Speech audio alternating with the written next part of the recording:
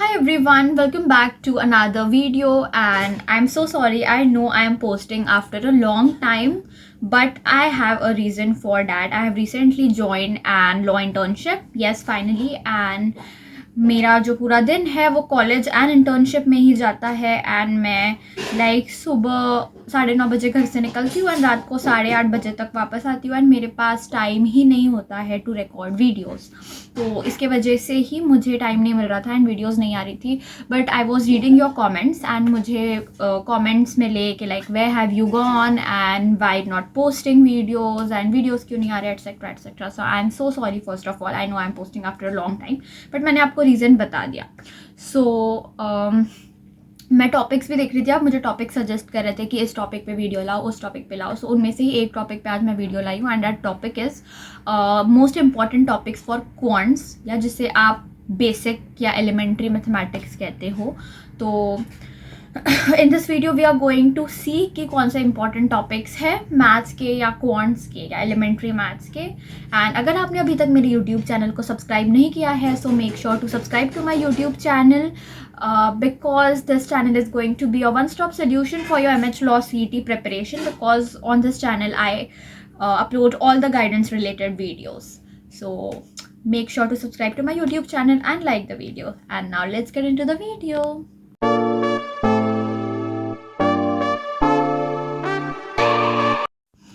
Well so let's start with the topics. यहाँ पे मैंने मेरे सामने यूनिवर्सल्स की बुक रखी हुई है जिसमें टॉपिक्स दिए हैं एंड मैं उसमें से ही आपको बता रही हूँ।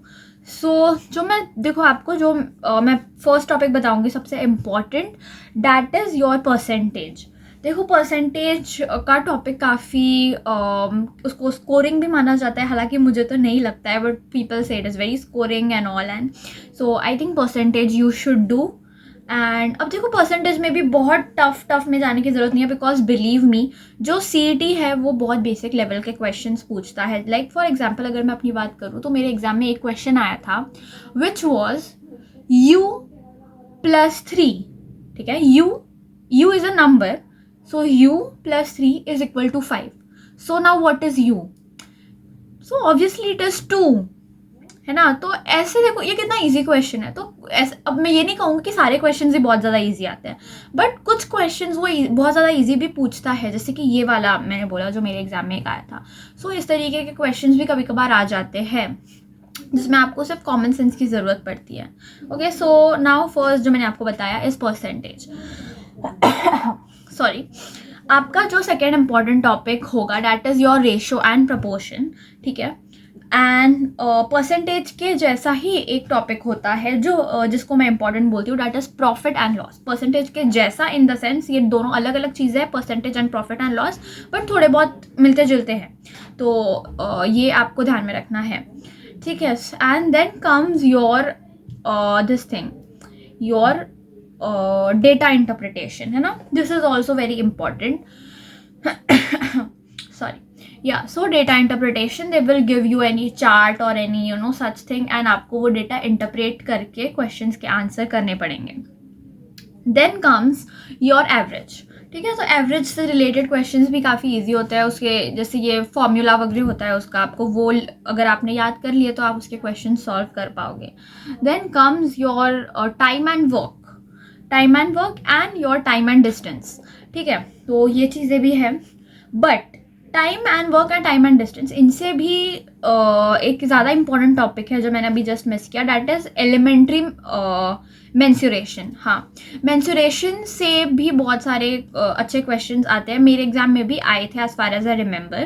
तो ये फॉर्मूला बेस्ड क्वेश्चंस होते हैं, है ना। जैसे इस कुछ आपको कोई फील्ड दे दी आपको, तो इसका एरिया, उसका पेरीमीटर, दिस डैट, तो वो रेक्टेंगल, क्यूब, स्क्वायर, वो सब आपको करना पड़ेगा उसके जो है फॉर्मूलाज वगैरह।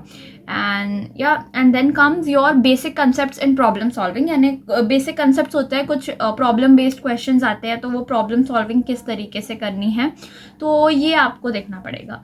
ठीक है, तो ये कुछ इंपॉर्टेंट टॉपिक्स हैं जिस पे आपको फोकस करना है। एंड एक और बहुत इंपॉर्टेंट टॉपिक जो अभी मैं अगेन मिस करने वाली थी, that is your algebra is also a very important topic है ना, जो जैसे आता है कि x plus this, x plus y plus 3 is equal to 0 and find the value of x and something like that. जो x y से लेकर जो क्वेश्चन आते हैं उसको ऑलजेब्रा ही बोलते हैं, right? I don't know, as far as I remember algebra ही बोलते हैं, क्योंकि मैथ से मेरा नाता थोड़ा अब दूर हो चुका है, तो मैं कुछ चीज़ें भूल चुकी हूँ, because now I am pursuing law as you all know. तो मैं थोड़ा सा, मेरे को मैथ्स नहीं है, तो अब मैं थोड़ा सा, एंड आई हेट मैथ्स, तो मैथ्स वैसे भी मेरे को पसंद नहीं है। So anyways, so the thing जो मेरा बताने का तात्पर्य है वो ये है कि बेसिक क्वेश्चंस पूछते हैं मैथ से, बहुत टफ क्वेश्चंस नहीं होते, फॉर्मूला बेस्ड क्वेश्चंस होते हैं ज़्यादातर।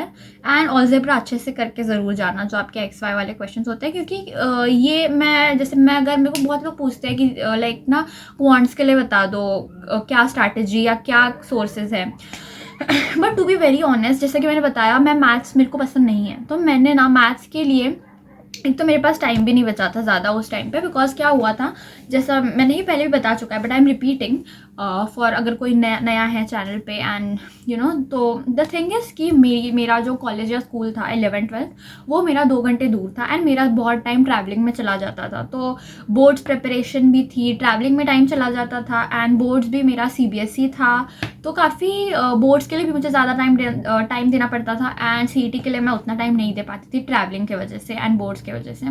तो मैंने किस तरीके से दोनों को मैनेज किया, कैसे मैनेज किया, वो मैं आपको इससे पहले वीडियोस में बता चुकी हूँ, तो वो मैंने मैनेज किया। बट मेरे को थोड़ा सा मैथ्स करने के लिए ज़्यादा टाइम मेरे पास बचा नहीं था, तो मैंने मैथ्स के लिए ज़्यादा कुछ बिल्कुल प्रिपेयर नहीं किया था। टू बी ऑनेस्ट, आप कह सकते हो कि मैंने मैथ्स के लिए कुछ भी प्रिपेयर नहीं किया था, जो फिर भी मेरे को तब 10 मार्क्स का आता था मैथ्स, अभी 8 मार्क्स का हो गया न्यू पैटर्न के हिसाब से, बट जो 10 मार्क्स थे उसमें से मुझे 6 मार्क्स मिले मैथ्स में, बिकॉज बहुत सारे जो क्वेश्चंस थे वो इतने इजी थे, इतने बेसिक थे, कि अगर आपने कुछ ज़्यादा प्रिपेयर नहीं भी किया है, आप अपने कॉमन सेंस के हिसाब से, एंड आपने जो 10th तक मैथ्स पढ़ी है, जैसे मैंने बोला ऑलजेब्रा मैं ज़्यादा करके नहीं गई थी, बट ये ऑलजेब्रा वाले क्वेश्चन आए थे, वो मैंने बहुत फास्ट सॉल्व किए, यू नो, फटाफट पेपर पे, एंड एक्स की वैल्यू फाइंड करो, ये सब बेसिक क्वेश्चन तो आते ही है, तो ये क्वेश्चन थे, and I got 6 out of 10, जो मेरे लिए बहुत अच्छी बात थी, बिकॉज मैथ मुझे पसंद नहीं है, एंड मैंने मैथ ज़्यादा प्रिपेयर भी नहीं करा था।